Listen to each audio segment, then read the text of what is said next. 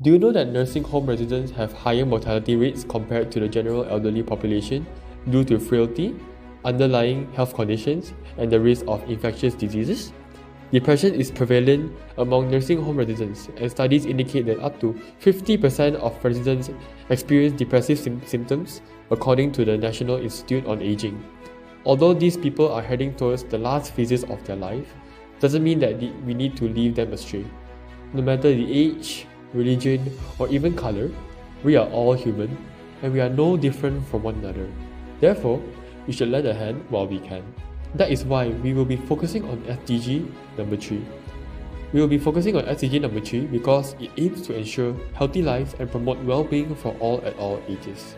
This goal addresses a wide range of global health challenges, aiming to reduce maternal and child mortality, fight communicable diseases, and ensure universal access to healthcare services. Other targets include reduced mortality from non-communicable diseases, as well as substance abuse. There is much more.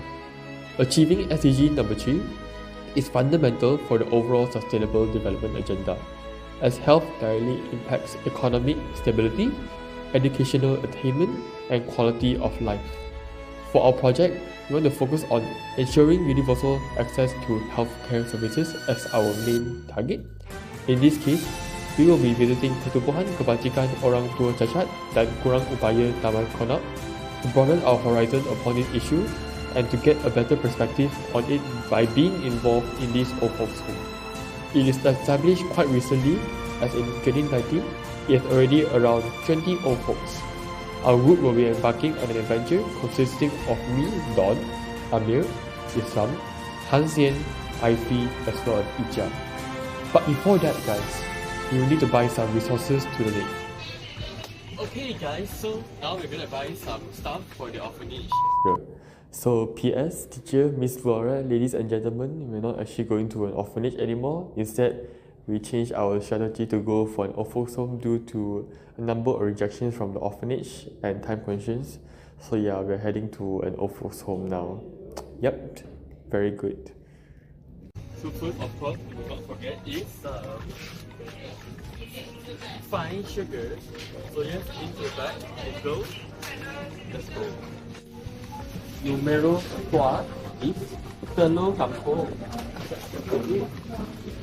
Dua untuk mereka. Let's go guys.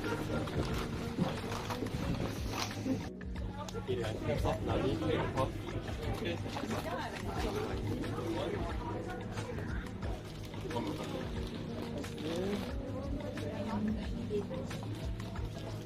Number 2. 这也是汤，所以可以多长杯。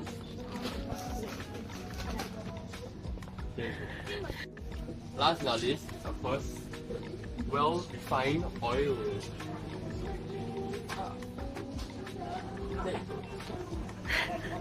Of course, not to forget, biscuits. We're gonna buy 4 of them, as I would say for 10 people, you will last them a long time. 你好过分哦！要不然我们，因为我想，他有。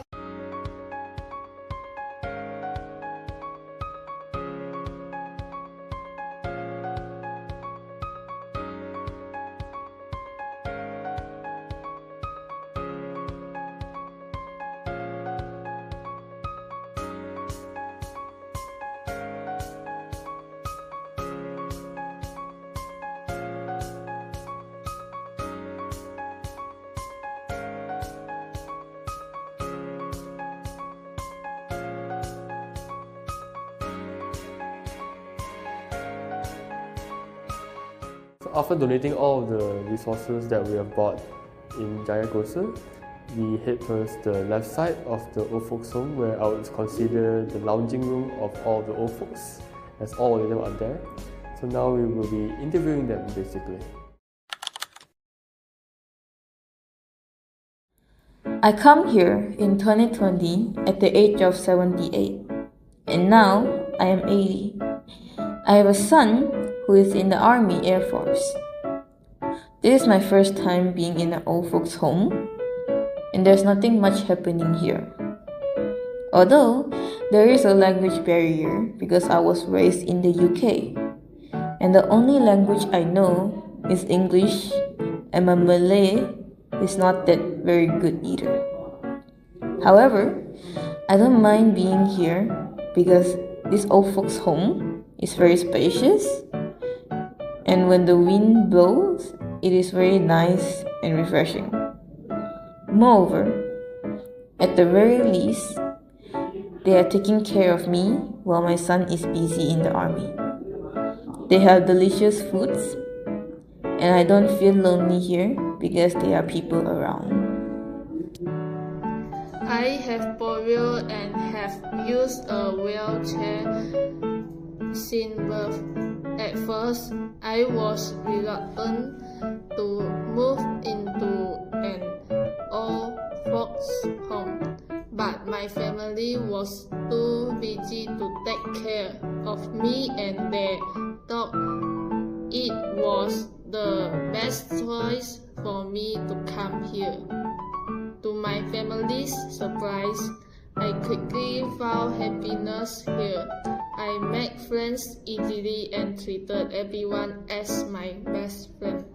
My warm and cheerful demeanor lit out the old folks' home and created a sense of community in the elderly home.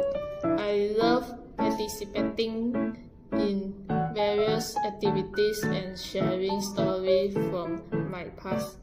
I was often surrounded by friends, which made me feel at home.